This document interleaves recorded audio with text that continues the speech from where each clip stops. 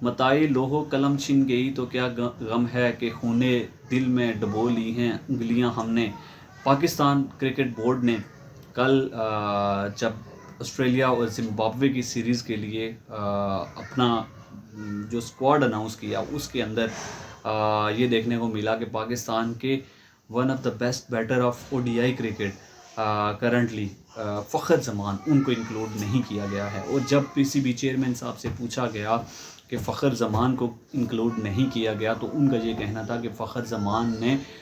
Tweet किया था बाबर आज़म के लिए, बाबर आज़म के हक़ में, और वो जो है वो मेन इशू है, इस वजह से उनको इंक्लूड नहीं किया गया है। बात करें अगर फ़खर जमान के ट्वीट के हवाले से, तो बाबर आज़म को जब पाकिस्तान टीम से बाहर किया गया हाल ही में जो ख़त्म हुई है इंग्लैंड के अगेंस्ट सीरीज़, तो उसके ऊपर फ़खर जमान ने ये कहा था कि पाकिस्तान के वो बेस्ट बैटर हैं और उनको आप कैसे निकाल सकते हैं। और इसके ऊपर पीसीबी ने उनको शो कॉज नोटिस भी भेजा और उसका मेरे ख्याल से फ़खर जमान ने जवाब भी दिया। लेकिन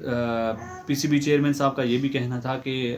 फ़खर जमान का जो है अभी तक फ़िटनेस टेस्ट भी क्लियर नहीं हुआ है। अगर फ़िटनेस की बात थी तो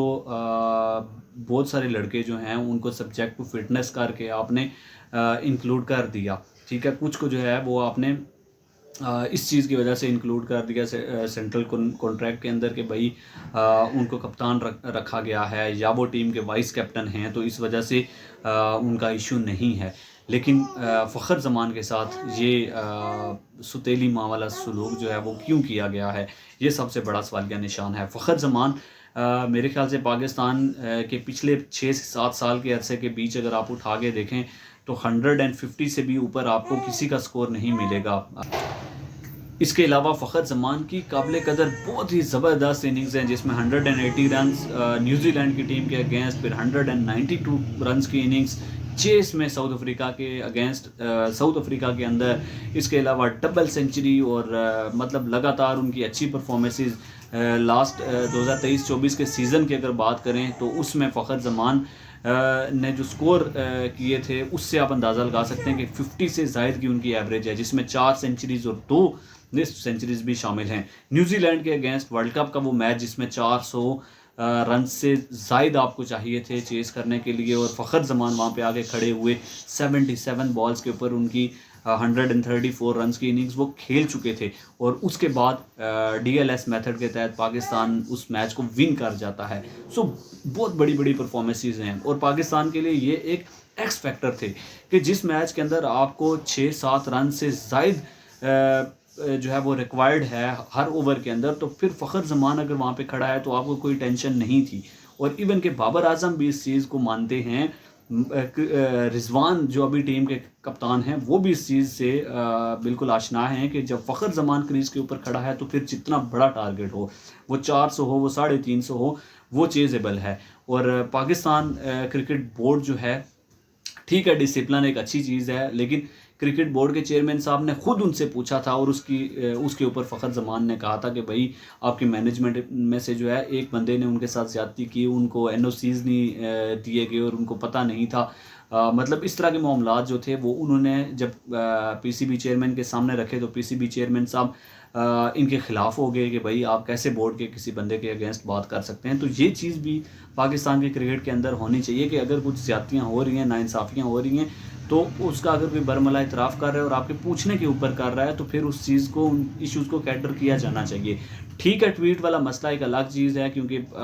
पीसीबी के वो अंडर आते हैं, सेंट्रल कॉन्ट्रैक्टेड प्लेयर हैं, तो वो चीज़ इनको सोचनी चाहिए थी। लेकिन फ़खर जमान जिस तरह के प्लेयर हैं, मेरे ख्याल से उनके साथ इस तरह का सलूक नहीं किया जाना चाहिए, अदरवाइज़ पाकिस्तान के लिए काफ़ी ज़्यादा मुश्किलात हैं। और ये मेरे ख्याल से पीसीबी की और फ़खर जमान की जो रिफ्ट चल रही है, इसमें अगर पीसीबी इस चीज़ को सोचे तो फ़ायदा जो है वो किसी का भी नहीं है और नुकसान जो है वो पाकिस्तान के क्रिकेट का है। ऑलरेडी आप 2023 का जो आपका वर्ल्ड कप है, जो ओडीआई वर्ल्ड कप खेला गया उससे बाहर हुए, फिर आपका जो T20 वर्ल्ड कप खेला गया उसके अंदर आपकी क्या परफॉर्मेंसेस रही हैं। आप अमेरिका से हारे, आप मतलब जितनी भी टीम्स थी, ठीक है, उनके सामने आप बिल्कुल लेट गए थे। सो ये परफॉर्मेंसेस जो हैं ये आपने अगर बेहतर करनी है तो अपने जो आपके एक्स फैक्टर्स प्लेयर्स हैं उनको चांसेस दें ताकि ये आपके आने वाले टाइम के लिए बड़ी फतवाहत लेके आ सकते हैं। चैम्पियंस ट्रॉफी अभी आपके बिल्कुल सर के ऊपर आन खड़ी हुई है और आप हैं कि आप नए कॉम्बिनेशंस ढूंढ रहे हैं, जो पुराने कॉम्बिनेशंस हैं फ़खर और इमाम की सूरत में, जिनकी 50 से ज़ायद की जो है वो एवरेज पार्टनरशिप है। पिछले अगर आप 4 से 5 साल के अरसे में देखें तो कोई भी इनको रिप्लेस नहीं कर सका। एक दफ़ा आपने अब्दुल्ला शफीक को मौका दे के देखा लेकिन वो भी परफॉर्म नहीं कर पाए। सो फाइनल सोल्यूशन आपके पास यही है और फ़खर ज़मान के पास वापस इनको जाना चाहिए और फ़खर ज़मान को भी जो है वो बोर्ड के साथ मामलात अपने तय करने चाहिए और उसके ऊपर अपनी गलती भी तस्लीम करनी चाहिए कि आप जब सेंट्रल कॉन्ट्रैक्टेड हैं, आप एंकर तो हैं नहीं कि आप उनके अगेंस्ट जाके बात करेंगे और ये मामला जो है वो खुश असलूबी से सरअंजाम होने चाहिए। अदरवाइज़ पाकिस्तान की क्रिकेट के लिए बेहतर नहीं होगा ये फ़ैसला। वो पीसीबी सफ़र करता है जब फ़खर ज़मान सफ़र करते हैं, लेकिन फ़खर ज़मान का अगर देखा जाए तो बड़ा नुकसान नहीं है जितना कि पीसीबी का है, क्योंकि एक बहुत बड़ा प्लेयर है आपका और मेरे ख्याल से जब तक